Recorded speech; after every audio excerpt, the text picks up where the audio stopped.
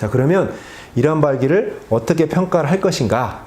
이 평가를 쉽게 하는 방법이 있어요. 그게 시청각 자극 발기 검사라는 방법이 있습니다. 이걸 이제 줄여서 AVSS라고 하는데 오디오, 비주얼, 섹슈얼 스티뮬레이션. 그러니까 이제 보고 듣고 하면서 시청각 자극을 주면서 발기 검사를 해보자는 거예요. 자, 조건을 보면 두 가지가 있어요. 동영상 자극, 영상 자극을 봐야 됩니다. 시청각 자극이니까 이런 영상 자극을 받아들이고 그러면서 아울러 압박 자극을 줘야 됩니다. 압박 자극은요, 음경을 가볍게 눌러서 압박을 주는 건데 자위를 하듯이 삽입하는 형태는 아닙니다. 가볍게 마사지하듯이 압박을 주는데 이거 왜 주냐면 우리 음경은요, 압박을 주게 되면 반사성 발기라는 게 일어납니다. 그러니까 시청각 자극이 없고 흥분을 안 해도 반사적으로 내가 눌러만 주면 발기가 일어나요. 그러니까 동영상 자극이랑 그 반사성 반응을 최대한 다 동원해서 내가 갈 수 있는 최대치를 한번 확인해 보자는 거예요. 그랬을 때 단단한 수준은 얼마고 유지가 얼마가 되느냐 이걸 평가하자는 거고요. 또 중요한 건 가능하면 셀프 혼자 하자는 거예요. 혼자. 이게 무슨 얘기냐면 보통 성관계 하면서 판단해도 되잖아요. 네, 맞는 얘기예요. 그런데 이제 성관계 할 때는 좀 변수가 좀 있어요.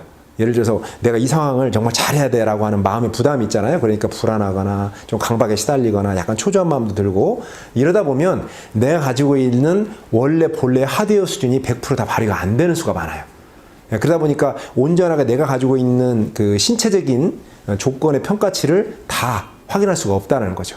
그래서 이런 부분들 때문에 가능하면 성관계 말고 혼자 그런 부담이 없는 상태를 만든 다음에 편안한 상태에서 해보자는 거예요. 그래서 이런 상태를 권장을 하고 있고요.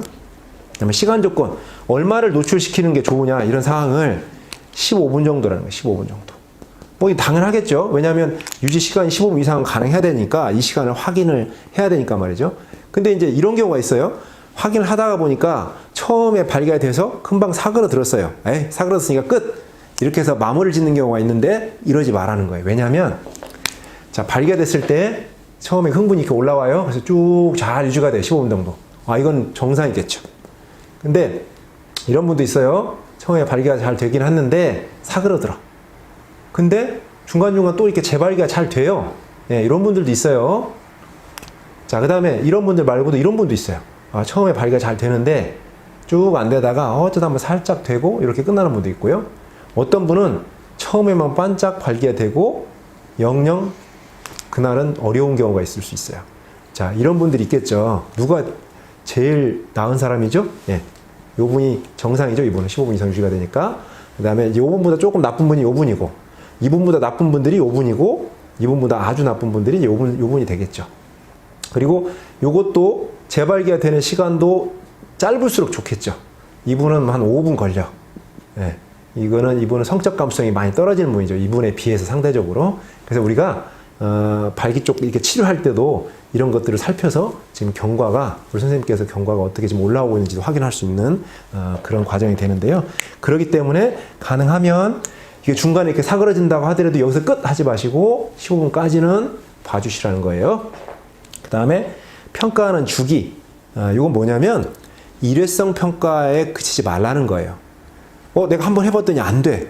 나는 진짜 이거 문제 있어. 이렇게 판단할 필요가 없다는 거예요. 왜냐하면 발기부전이라고 하는 질병명을 붙이는 경우에는 이러한 발기 문제가 적어도 한 6개월 이상, 그러니까 수개월 이상 지속됐을 때 발기부전입니다 라고 하는 질병을 이름을 붙여주는 거예요. 그러니까 일회성으로 내가 어제 좀 잠도 못 잤고 설사해가지고 오늘 해봤더니 발기가 안 돼.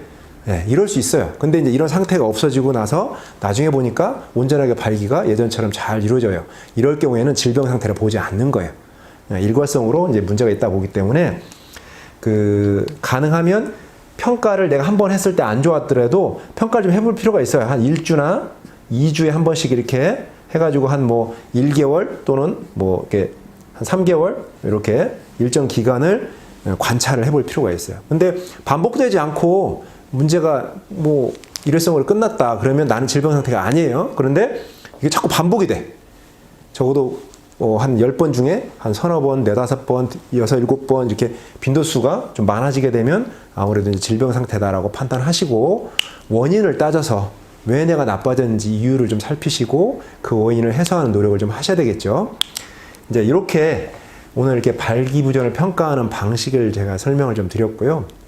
이후에는 저희들이 이렇게 왜 발기가 이렇게 나빠졌는지 그 원인을 좀 아셔야 나중에 내가 이제 발기 문제가 생겼다 하더라도 자발적으로 이제 노력을 하실 수 있는 부분을 찾아갈 수 있기 때문에 그 부분은 다음번 강의에 순차적으로 소개를 해드리도록 하겠습니다.